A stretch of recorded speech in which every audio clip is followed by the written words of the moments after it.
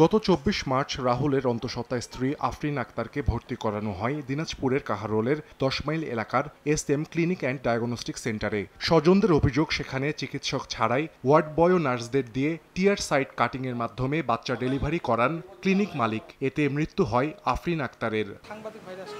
ঘটনা ধামাচাপা দিতে স্থানীয়ভাবে মীমাংসা চেষ্টার অভিযোগ করা হয় ক্লিনিক মালিকের বিরুদ্ধে। এ ঘটনায় ক্লিনিক মালিক সাইদুল হক সহ ৪ জনের বিরুদ্ধে জেলা সিভিল সার্জন কার্যালয় ও পুলিশ সুপারের কাছে লিখিত অভিযোগ করেছেন ভুক্তভোগীর ভাই ইয়াসিন আলী। সমস্ত ডাক্তার বলতেছে যে রক্ত শূন্য হয়ে রোগীটা এরকম অবস্থায় হয়ে আসছে। একটু সিরিঞ্জে রক্ত পাওয়া যাচ্ছে না যে স্যাম্পল পরীক্ষা করার জন্য। বাচ্চা বের হওয়ার সময় দেখছি পিট কাটা। ওরা তো কেউ ডাক্তার না, এরা তো সবাই ওই ক্লিনিকে ওরা পরিচালনা করে, কিন্তু ডাক্তার তো একজনও নেই। অনেক দেরি করে মেডিকেলে রেফার করে রোগীটা। মেডিকেল ডাক্তার থেকে রিপোর্ট আমরা পেয়েছি পরবর্তীতে যে তারা প্রায় 6 ইঞ্চি কেটে বাচ্চারা বের করেছে। পাশাপাশি অর্গানগুলো টেনে হিঁচে বাচ্চাটাকে টেনে হিঁচে বের করার জন্য অর্গানগুলো ছিঁড়ে গেছে, পাশাপাশি আরও রগগুলো ছিঁড়ে গেছে। আমরা মেডিকেল ডাক্তার থেকে জানতে পারি। 1, 2, 3 ঢাকায় জমি জিতে নিন 100% ক্যাশব্যাক সহ 20 কোটি টাকার পুরস্কার।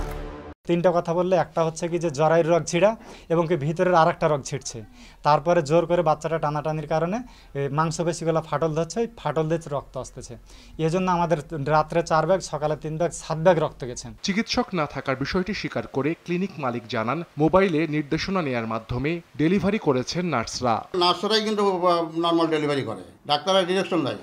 আমার ডাক্তার ছিল, সেই মুহূর্তে ছিল না, উনি ফোনের মাধ্যমে বলছে যে বাবা এই ওষুধ দাও, এটা তাড়াতাড়ি তো হয়ে গেল, তো দেরিতে হয়নি বাচ্চারা। তদন্ত করে ক্লিনিক মালিকের বিরুদ্ধে প্রয়োজনীয় ব্যবস্থা নেওয়ার আশ্বাস দিয়েছেন ডেপুটি সিভিল সার্জন।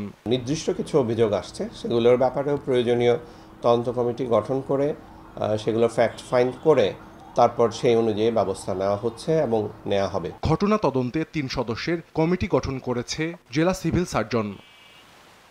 সময় সংবাদ, দিনাজপুর।